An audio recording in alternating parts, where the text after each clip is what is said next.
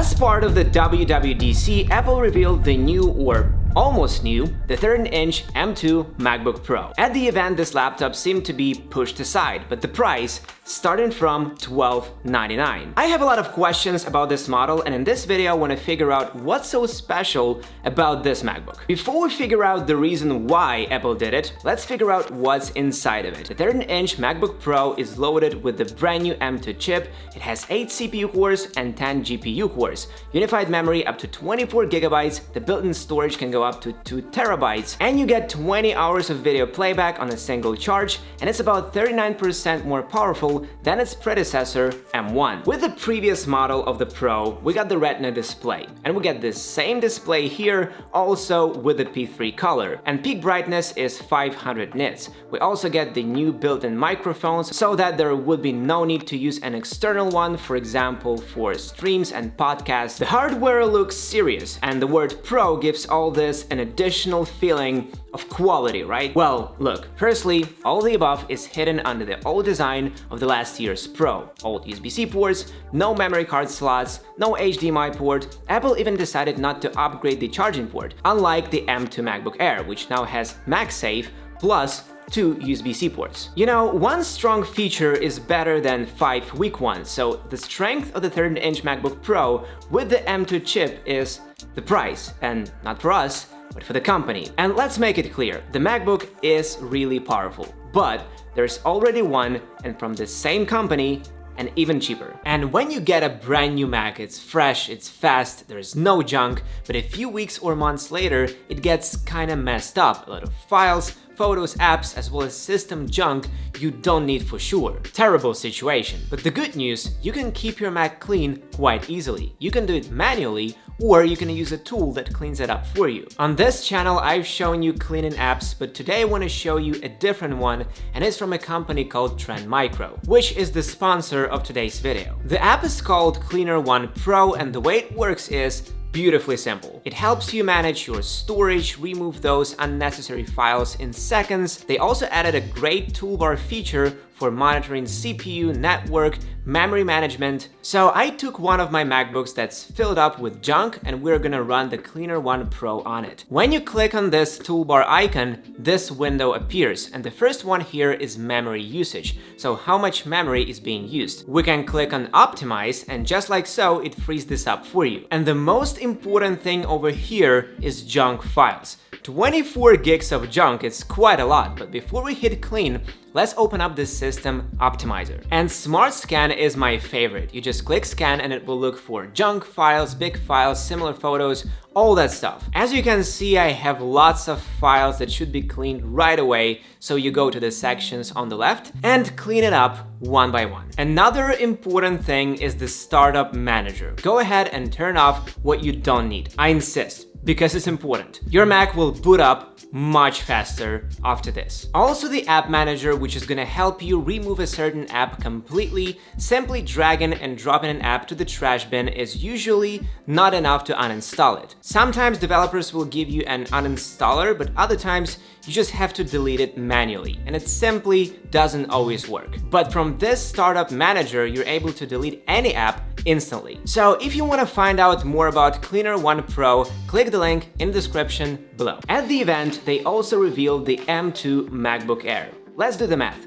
It's more compact, there's MagSafe, it has the brand new design, the hardware itself is literally the same. The difference by and large is only that it doesn't have the cooling system that doesn't allow it to overheat, but spoiler alert, we will get some throttling issues anyway. And the best part about it is the price. It starts from $1199 and the M2 Pro starts from $1299. Someone would argue that this MacBook is made for serious tasks. It's the Pro. The M2 Air is not enough, you need a complete set, which will not differ much in price, so it's easier to buy a 13-inch Pro right away. It sounds good, but only on paper. But in practice, you're just overpaying for the word Pro. If MacBook Air is enough to cover your needs, it simply makes no sense for this Pro MacBook. There is the new M2 MacBook Air, which has much more improvements. This Air or Pro dilemma seems strange to me.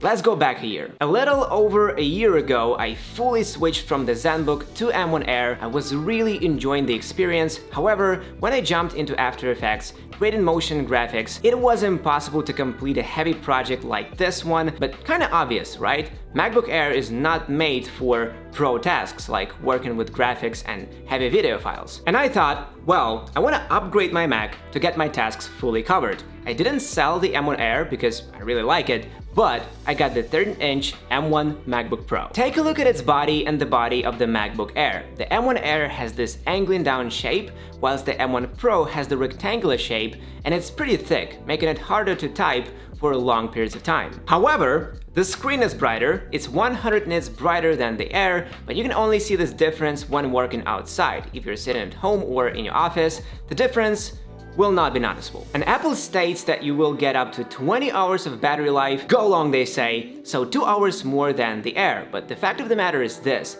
in real life, you will get approximately the same battery life on the Air and the Pro models. I've had 16 hours of watching videos on the Pro and about 30 minutes less on the Air. But performance in professional software is much more important than just watching videos, so I decided to test it out. Benchmark testing and real-life testing using Pro software. As you can see in the single-core benchmark, the 13-inch M1 Pro and the M1 Air show approximately the same results. The difference is only 1 point in favor of the Pro, but in the multi-core benchmark, the M1 Air has 23 points more than the M1 Pro. In Geekbench 5, in a single-core and multi-core test, the results are about the same, but the OpenCL indicators are 12% higher on the M1 MacBook Pro. In practice though, it won't be noticeable, and here's why. Whilst both laptops do equally well when editing photos, browsing the web, and completing your office tasks, working with heavy graphics and video projects, problems arise on both devices. They're not that suitable for heavy graphics and editing. Don't get me wrong,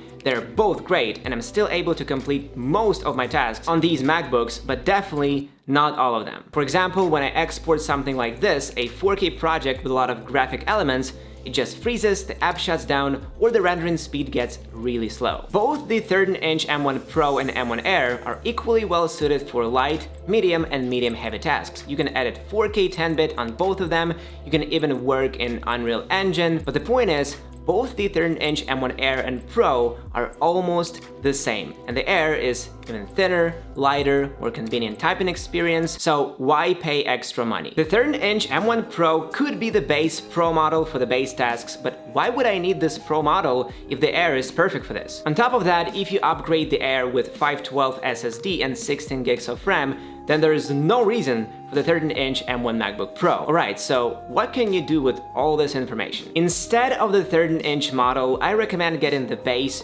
14-inch M1 Pro for $2,000. Is it worth paying extra for this machine? Let's start with the most important thing, the performance. In benchmarks, the 14-inch MacBook Pro overtakes the 13-inch model almost twice. In terms of GPU, the 14-inch is 85% more powerful than the 13-inch. Also, in the 14-inch, the SSD has improved the read and write speed 67% and 45% faster accordingly. I think these tests are making it clear in terms of price to performance ratio. The base 14-inch MacBook Pro is a clear winner. But what about some real-life tests? Okay, Adobe Lightroom. In Lightroom, the performance is pretty much the same. However, the 14-inch model is slightly faster. So importing photos, 22 seconds for the 13-inch and 17 seconds for the 14-inch. In Final Cut Pro, 4K video renders out in 16 minutes on the 14-inch and 1 hour and 11 minutes on the 13-inch. Yes, that's right, the 13-inch M1 MacBook Pro is 4 times slower. So is it worth paying extra money for this laptop? I would say yes, but only if your workflow involves a lot of graphics, even coding. But if you edit simple videos on YouTube and social media, then I don't see a reason to pay more for the 14-inch M1 Pro. Just get the M1 Air and save money. And if the base 14-inch is your choice, I recommend getting the 1TB option. However, fun fact, if we take the base 14-inch with 512 SSD and the 13-inch with 512 SSD as well, the previous one, M1, the difference in price is just $500 bucks. But anyway, if the base 14-inch is your choice, then get 1TB SSD. It's worth it. If you need a compact laptop to perform light and medium tasks, go with the Air. If you need a MacBook for heavier stuff, then I don't recommend looking towards the 13-inch Pro. I recommend looking towards the real Pro, the 14 or 16-inch models. Of course, this is just my opinion, but let me know what you think. And on June 6, Apple revealed the new Air and almost the same Pro. To make it even simpler, the younger brother has grown up and got significantly stronger than the older brother. Would it make sense to get the Pro on M2? It's up to you. I've said it all. And if you want to find out more useful stuff about Apple products, then go ahead and click here, smash the like button if you like the video, subscribe, and see you in the next one.